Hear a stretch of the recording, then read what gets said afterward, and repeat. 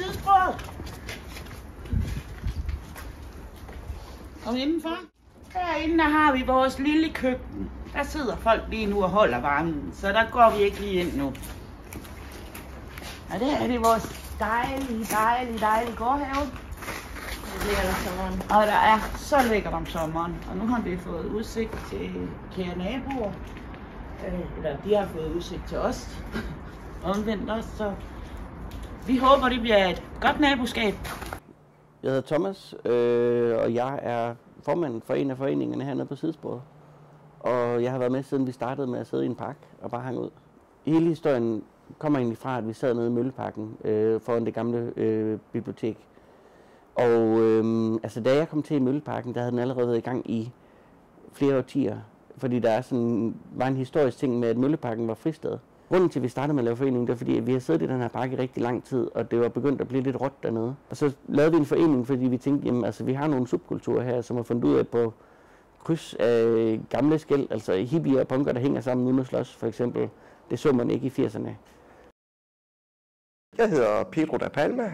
Jeg er uddannet socialpædagog, arbejder på et døgntilbud for voksne udviklingshæmmede.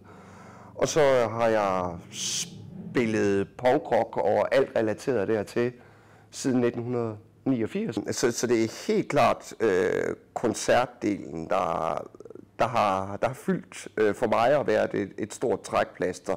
Men det vil ikke kunne være der uden alt det andet fællesskab, der er omkring det. Så man kan sige, at de to ting, de er dybt forbundne. Altså, det er ret meget et fristed, ser jeg det som. Altså et fristed på den måde, at det ikke er underlagt en hel masse restriktioner og regler, som så mange steder er. Så for mig der er det i høj grad et fristed og et fantastisk koncertsted også, når man nu er musiker og holder meget af musik og koncerter. På et tidspunkt så er der så mange, altså der er mange problemer og konflikter over i Mølleparken, og også med pusher og folk, der udnytter og banker hinanden og sådan.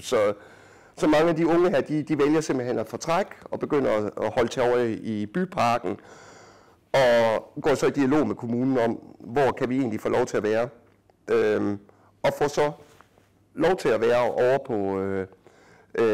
på noget godsbanesporet herovre. Så det starter jo sådan set derovre, så får de jo så senere hen lov til at rykke herover og overtage Håbets Allé. Vi fik også mad serveret herovre, og da vi flyttede, jeg tror et år efter eller sådan noget om sommeren, så var jeg herhen, så stod der en tomatplante med tomater på. Så det var også sådan et tydeligt tegn på, at der har været nogen at spise. Politiet kom rigtig meget, fordi folk jo også troede, at vi var sigøjnere, der var flyttet ind i deres park og sådan noget. Men det gav pote i forhold til, at de jo godt kunne se inde på kommunen, at Mølleparken, den var blevet mere fredelig. Og de havde ingen interesse i at lade den komme tilbage til det, den var før. Jeg tror, jeg trukkede den i hvert fald et år, eller sådan noget, hvor vi havde fået lov at være der. Vi skulle bare væk, bare skulle bygge sig. Og nu ser de så 4 år siden, der er ingenting. Der er ingenting, men det er lidt et brugerstyret værested for socialt udsatte mennesker. Er nok mest koncise måde at sige det på. Jeg bruger det til at lave projekter, som gør, at jeg føler, at jeg gør noget, der er relevant. Egentlig. Altså det er her, hvor jeg føler, at jeg har en chance for at hjælpe folk, eller at gøre noget brugbart. Men det, at vi har lavet et projekt sammen, hvor det handlede om, jamen vi har de her ting, vi skal ordne, og vi skal kunne holde en koncert, og vi skal kunne sidde og hygge os med hinanden, og finde ud af, hvordan man gør det. Men når man snakker sammen, altså det løfter folk. Det er jo alle dem, der har lyst til at være med i det her. De har selv defineret rummet og skabt det rum.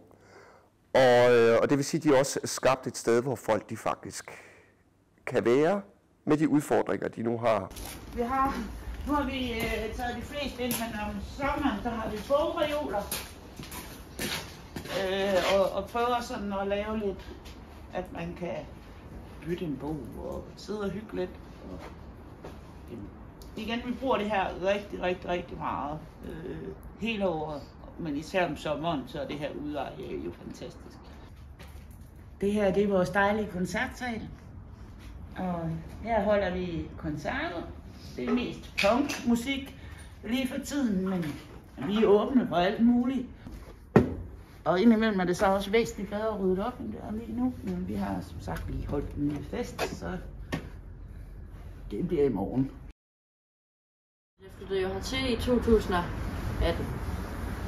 Og så, jeg har ikke noget familie her i Aarhus, og jeg har heller ikke nogen venner, så jeg var bare helt alene. Og havde ikke rigtig noget netværk. Og så startede jeg på en skole, hvor jeg mødte en klassekammerat, og han inviterede mig så herned, hvor jeg så ser stedet. Og så var det der, jeg begyndte at få et netværk, og begyndte at få nogle venner. Så det er sådan, her i Aarhus, der er det mine ældste venner, der er her. Altså, vi har da virkelig sammen hernede, og passer på hinanden. Jamen, det er en rigtig simpel historie i virkeligheden. Det første sted, vi startede med at sidde og havde vores sted, der lå der faktisk skinner omkring os. Gamle skinner fra godsbanerne. Og så var vi sådan lidt om, okay, så vi sidder her på et spor, men der kommer ikke rigtig nogen vejen. Det bliver stående stille, jamen så må det være sidesporet jo. Ja, hvorfor hedder det sidespor? Det er jo, de lavede en konkurrence på et tidspunkt ude i deres Facebook-gruppe, om folk ikke ville komme med nogle bud på, hvad det her sted det nu kunne hedde, fordi at, altså det der med Foreningen for Midtbyens subkultur, det bliver måske også brug for et eller andet mere, som der bare lige rammer stedet ind. Nogle af de her gamle jernbanespor, der stadigvæk var der blev fyldt grus i, så det var sådan nogle stier. Så der var jo faktisk et spor lige ned til. Og så tænkte jeg, om der var en eller anden symbolik i det der med, at det er de skæve og lidt utilpassede typer, som skaber det her sted. Så det var nok lidt ude på et sidespor på en eller anden måde. Så jeg synes, sidesporet, der var sådan, så mange ting, der talte ind i, at det kunne det jo godt hedde. Så det var mit bud. Og det vedtog de jo så også igen på et tirsdagsmøde, at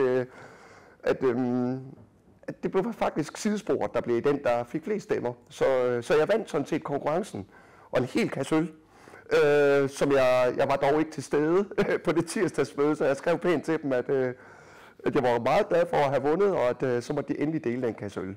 Sidesporet kom ind som et forslag, og så lå vi jo lige ved sidesporet ved DSB. Vi var sådan det var mellem skinnerne i det gamle sidespor. Så det var meget passende plus. Også fordi vi er lidt skæve mennesker. Vi er lidt skæve eksistens, så vi er alle sammen lidt ude på et sidespor, så det passer meget godt. Så det er virkelig passende navn. Ja. Vi jokede også lidt med, at det her hed jo Håbets Allé før, at når vi kom, så blev det til de håbløses allé. De håbløses allé, som jeg skulle sige det. Ja. Helt håbløse, jeg vil sige. Ja, ej. Men vores tirsdagsmøder, de er meget alder, det er det, der sådan ligesom styrer dynamikken her, hvordan vi er sammen. Er der nogle problemstillinger? Er der nogen, der er gået over grænsen? Er der en karantæne? Er der sket noget nyt? Får vi besøg? Mangler vi folk? Det er der, hvor alting sådan bliver i det store koordineret, og så fint koordinerer vi sådan mere til driftmøderne. Her har vi dametoilettet. Og herretoilettet. Og inde i denne her vogn, ja, der må I gerne filme. Kom med. Det er vores free shop. Der kan man aflevere sit brugte rene tøj og hente noget nyt brugt rent tøj. Og få skiftet lidt ud i garderoben. Det er rigtig meget brugt. Velkommen til vores udendørs scene, som vi ikke bruger så meget. Som hvis man drejer rundt, så kan man nok forstå, at der er nogle naboer, der bliver en lille smule sure, hvis vi har for mange aftenkoncerter her. Men vi går med en idé om at vende hele lortet rundt, så vi fylder den vej, og forhåbentlig kan lave noget lydbarriere. Vi har lidt en idé om hernede, at musik, det er sådan noget, mennesker har lavet siden tidernes morgen. Og nu er det blevet til sådan noget, at man skal have råd til at være der. Og man skal have råd til at komme ind, og man skal købe ting, og man skal være kunde og alt muligt skidt. Og hvor vi sådan lidt tænker, jamen musik er jo også noget, mennesker laver med hinanden, så det burde jo egentlig være noget, man kan have adgang til. Selvom man ikke har en flad frænde. Altså, kommer ind ad døren og har ingen penge, og har måske nogle DP i tasken. Og så, jamen kom ind og hør musik, altså fordi du er stadig publikum. Altså det giver stadig stemning at have en, der står og synes, det er fedt at være til koncert, selvom de ikke køber en øl i baren. Og jeg bliver også ved med at gentage, hver eneste gang folk siger, jamen der var meget punk hernede, og sige, ja det er der. Det er fordi, det er punkerne, der får bestilt bands. Men altså, der er ikke nogen, der har... Altså, der er også Gadehjørnen, som sidder og spiller gademusik. Der har været alt muligt hiphop. Der har været noget singer-songwriter, psykedelisk rock. Der har været alt muligt. Altså, så det er sådan lidt... Hvis I kender nogen, der synes, det kunne være fedt at komme ned og spille et sted, få nogle øl og et måltid mad, jamen... Altså, giv mig tibetansk strubesang, hvis du har lyst. Altså, vi skal nok have et publikum, der kommer og vil høre det. Et sted som Sidespor har en helt anden fleksibilitet, end de gængse spillesteder har. Så kommer der simpelthen nogle bands, som ikke vil komme forbi, hvis ikke der var sådan et sted her.